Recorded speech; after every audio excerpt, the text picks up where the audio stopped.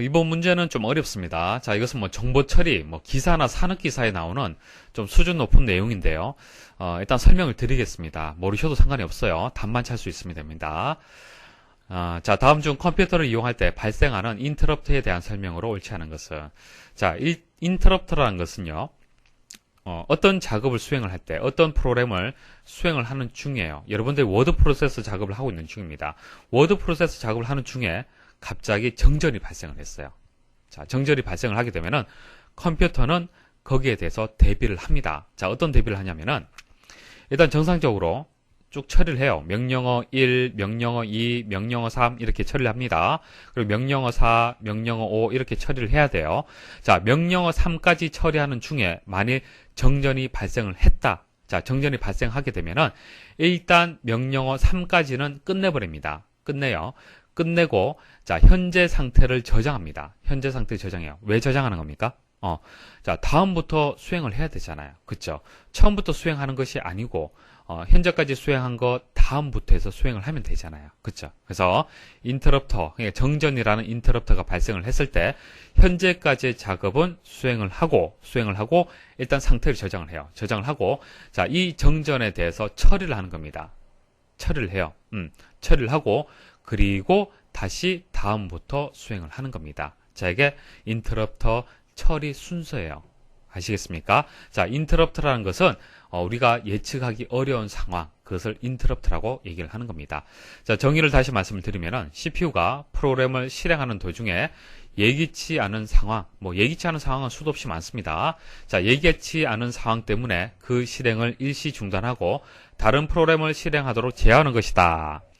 자, 수행 순서를 다시 말씀을 드리면요. 첫 번째는 인터럽터 요청 신호가 발생을 합니다. 인터럽터 요청 신호.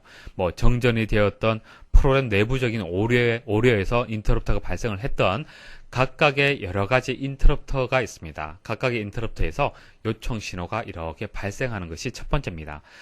CPU가 이제 느끼는 거죠. 인터럽터가 발생을 했다라고 CPU가 느끼는 겁니다. 자, 그러면은 CPU가 현재 수행 중인 명령을 일단 완료를 해요. 완료를 하고 상태를 기억을 합니다.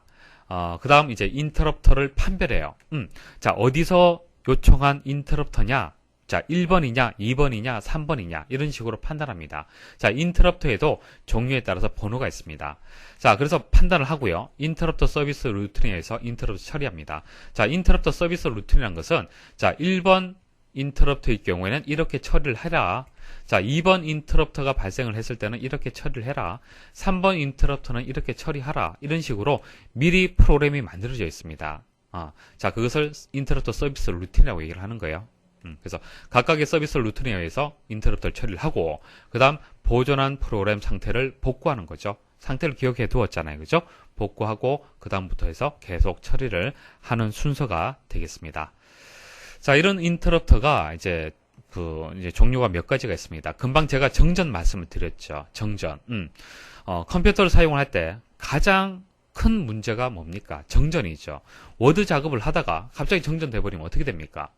문제가 발생을 하잖아요. 내용이 지워질 수도 있잖아요. 그렇죠? 그래서 정전이 가장 우선순위가 높은 그런 인터럽터가 되겠습니다. 자, 인터럽터도 동시에 발생할 수가 있겠죠. 동시에 발생을 했을 때는 CPU는 한 가지 일밖에 못하기 때문에 우선순위를 정해야 됩니다. 그 중에서 정전이 가장 높은 우선순위를 가지고 있습니다. 그래서 이런 정전들은 컴퓨터 입장에 봤을 때는 외부에서 발생을 하는 거죠. 그래서 외부 인터럽트다 그렇게 얘기를 하는 겁니다. 자, 시스템 외부의 요인이죠. 외부 요인. 자, 외부 요인으로 인한 인터럽터. 자, 그것을 외부 인터럽트라고 얘기를 하고요. 자, 내부 인터럽트는 이제 반대입니다. 반대. 컴퓨터 내부를 생각하시면 돼요. 프로그램에 의한 인터럽트를 내부 인터럽트라고 얘기합니다. 자, 다른 말로 트랩합니다. 트랩. 프로그램에 의해서 발생하는 인터럽트를 트랩이라고 합니다. 여러분들 프로그램 코딩을 하지 않아서 잘 모르시겠지만은, 프로그램 코딩을 하다 보면 잘못하는 경우가 상당히 많이 있습니다. 그래서 0으로 나누는 경우, 이제 컴퓨터 내부적으로 나누는 경우, 그리고 불법적인 명령을 실행하는 경우, 그리고 무한루프라는 것은 계속 반복을 하는 거예요. 계속 반복을 하는 겁니다. 그래서 실행을 하고 종료되지 않는 거예요. 종료되지 않는 거. 그것을 무한루프라고 얘기를 하는 겁니다. 자, 이런 것들도 이제 인터럽트가 되는 겁니다. 자, 이것을 내부 인터럽트라고 얘기를 하고요.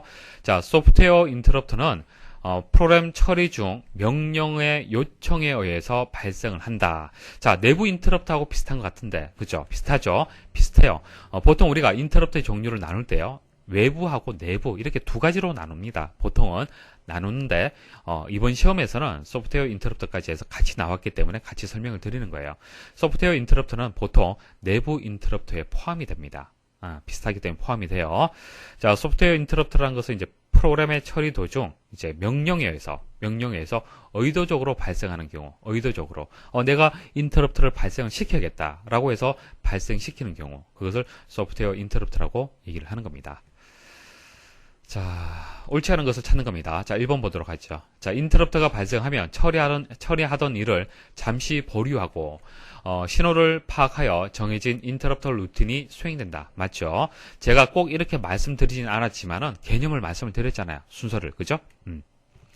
자, 인터럽터 종류에는 외부, 내부, 소프트웨어 인터럽터가 있다. 맞고요. 내부 인터럽터는 이제 트랩이라고 한다. 맞죠? 외부 인터럽터는 불법적인 명령이나 데이터를 사용할 때 발생한다. 이거 아니죠. 불법적인 명령이나 데이터 사용할 때는 뭡니까? 이건 내부잖아요. 그래서 4번이 정답이 되겠습니다.